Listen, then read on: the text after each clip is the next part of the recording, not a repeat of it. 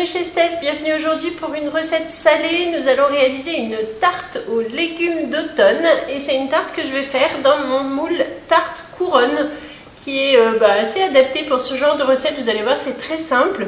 Donc c'est parti, je vous montre, on la fait ensemble.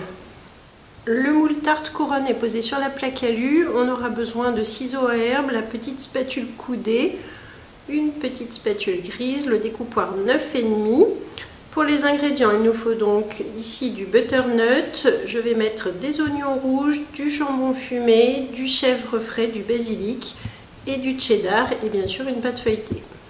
Donc pour commencer la recette, j'utilise ici la planche en bambou avec ces deux tiroirs latéraux qui permettent de mettre par exemple d'un côté les épluchures, d'un autre côté ceux que l'on découpe. Ainsi que le couteau Santoku, donc que vous trouvez aussi sur la boutique, le gros classique de mat fer. Donc là, je vais couper les extrémités.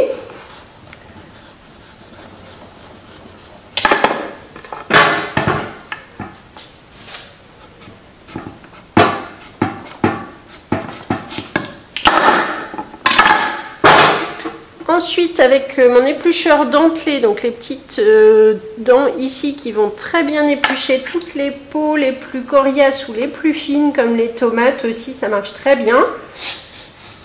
Et là, sur ce genre de légumes qui est un petit peu plus difficile, vous voyez, hop, ça marche très bien aussi.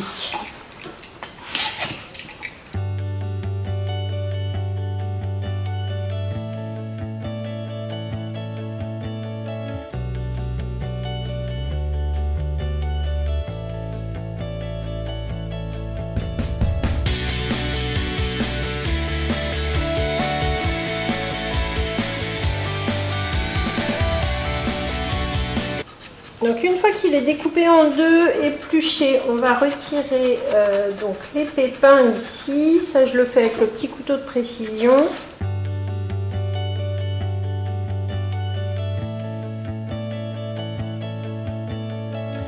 Et ensuite, donc maintenant, je vais pouvoir découper des petits cubes. Et je vais peser donc 500 g de légumes. Alors vous pouvez mélanger, vous pouvez faire aussi butternut pané, vous pouvez mettre de la citrouille, vous pouvez mettre de la courge.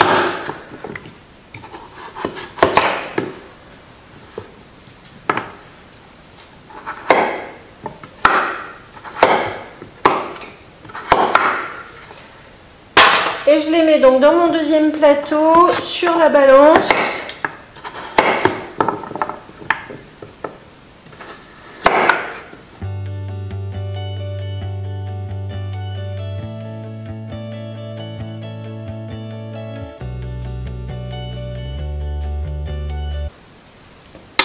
Et voilà, donc là j'ai une moitié, j'ai 594 grammes, ce sera parfait.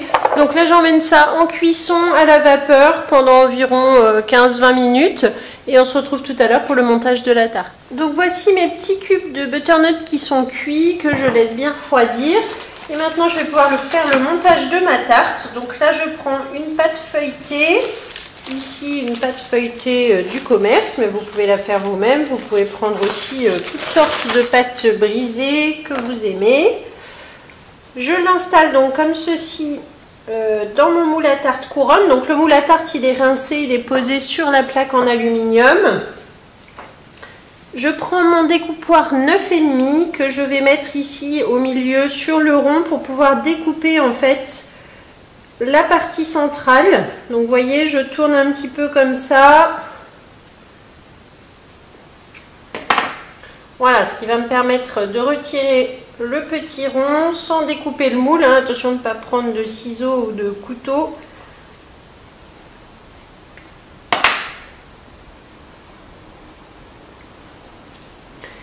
Et ensuite, donc là, je peux installer tout autour du rond central. Alors vous pouvez faire aussi, si vous le souhaitez, laisser le milieu. Je peux vous montrer aussi comment faire une autre façon. Voilà, donc là, hop. Sinon, vous pouvez laisser votre rond ici.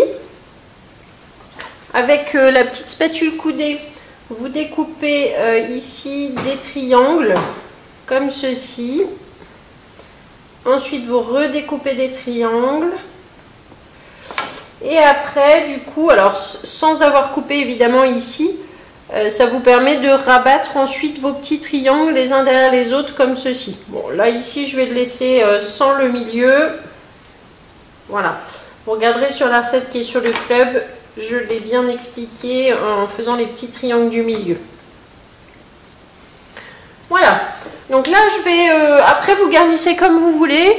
Moi, je vais mettre du chèvre frais. Vous voyez que j'ai sorti mes petits pots sous vide, sous Be-Save. Et du coup, je me suis dit, bah voilà, tout ça, ça va correspondre parfaitement à ma tarte. Donc ici, j'ai du chèvre frais que j'ai mis sous vide. Le chèvre, il se garde bon, facilement une quinzaine de jours comme ça. Donc parfaitement nickel, pof.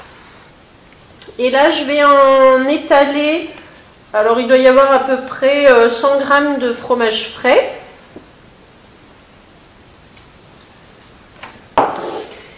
Et je vais étaler un petit peu sur tout le tour de ma pâte avec la petite spatule coudée qui, elle, voilà, est toujours à portée de main, toujours pratique pour ce genre de recette. Dès qu'il faut soulever, étaler, lisser, hop, elle n'est pas trop grande et donc elle s'intègre bien, là vous voyez dans mon moule, pas de souci pour étaler à l'intérieur. Voilà, donc là on en met un petit peu partout. Donc 100 g de chèvre frais. Vous pouvez, si vous n'êtes pas trop fan du chèvre, vous pouvez mettre du Saint-Moré, du Philadelphia, du Boursin, enfin voilà, après vous choisissez le fromage frais que vous voulez. Et dans l'idéal, c'est du fromage fait à la Borealia qui sera bien meilleur encore. Ensuite, j'ai ici dans un petit Be-Save aussi des oignons rouges, donc oignons crus.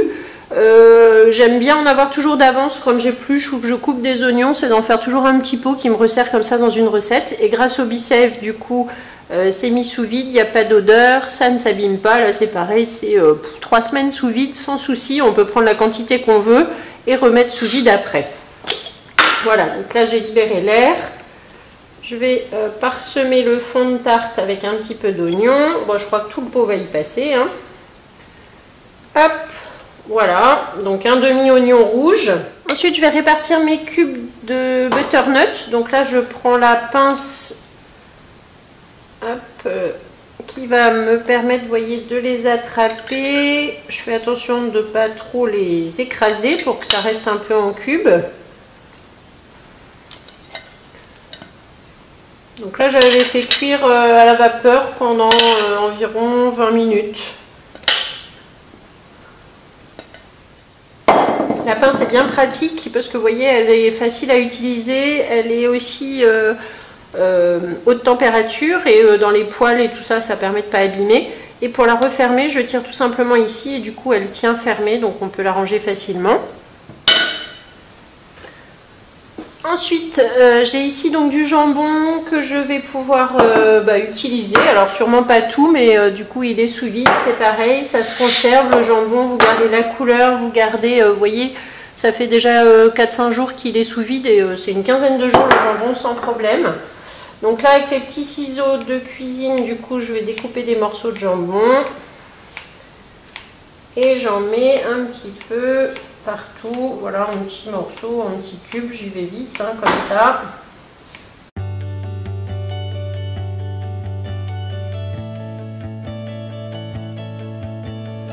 Ensuite, j'ai dans un pot du cheddar râpé, donc pareil, sous vide.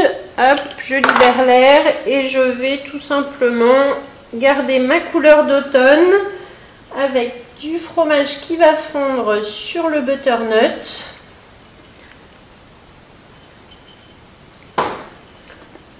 Hop, il en reste un petit peu, mais je vais le garder. Je pense que je ferai une autre recette. Et enfin, dernier pot sous vide, sous Be-Save, c'est du basilic. Alors, basilic frais que j'ai conservé depuis... allez, ça fait 5 jours qu'il est sous vide. Donc, vous voyez, il se conserve bien. Faut pas... Voilà, là, ça va être une petite semaine sur du basilic frais. Hop. Donc là, avec mes petits ciseaux à herbe, je vais pouvoir... couper des petits morceaux de basilic. Si vous n'avez pas d'herbes fraîches, vous pouvez mettre les mix épices spéciales légumes qui vont bien relever et donner pas mal de goût aussi. Là, je me dis que j'ai ça dans le frigo, autant les utiliser puisque mon basilic avait fait plein de jolies feuilles. Là, il était énorme.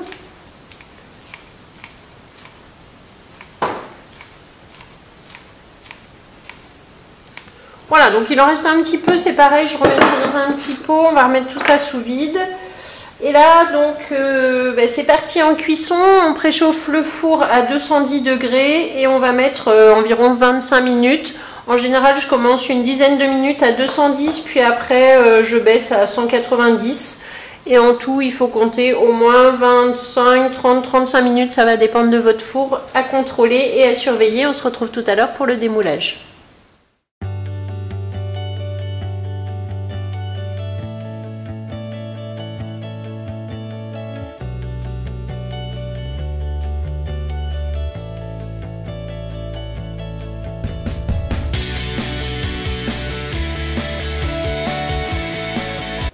Donc ça y est, ma tarte couronne est cuite, donc je l'ai laissée 25 minutes à 210 degrés, j'ai pas baissé la température, elle est bien cuite, la pâte est bien dorée. Donc là je vais vous montrer, j'ai laissé refroidir quelques minutes et je vais vous montrer comment je la démoule facilement avec ma toile de cuisson du coup que je pose comme ceci par-dessus. Je prends une deuxième plaque en alu, il faut toujours en avoir plusieurs des plaques, hein, ça c'est certain. Je retourne comme ceci, donc là je risque pas de l'abîmer, de la casser, ça se démoule tout seul, alors j'espère que vous voyez bien, hop, et voilà, il reste rien évidemment au fond du moule, et là vous voyez, elle a bien doré en dessous. Donc là maintenant pour la présentation, je prends mon plat de service que je vais poser du coup sur l'envers de ma tarte, et je retourne de nouveau. Voilà, comme ça, aucun risque de l'abîmer. Et là, ça y est, c'est terminé. Il n'y a plus qu'à déguster avec une bonne salade. Merci de m'avoir suivi aujourd'hui. Je vous mets la recette comme d'habitude dans la description de la vidéo. Vous savez que vous avez une petite flèche, un petit plus, vous cliquez. Et en dessous, vous allez retrouver tous les liens pour me suivre. Vous allez retrouver la liste des ingrédients, la liste du matériel, la recette qui est sur le club Guy de Marle à mon nom. Et je vous dis à bientôt, abonnez-vous, likez, partagez, c'est important pour moi si vous pouvez parler de la chaîne YouTube chez Steph. Merci beaucoup. Et si vous cherchez une conseillère Guy de Marle, n'hésitez pas aussi à me contacter. Vous avez tout ce qu'il faut dans la description de la vidéo pour retrouver mes coordonnées. À bientôt, bonne journée.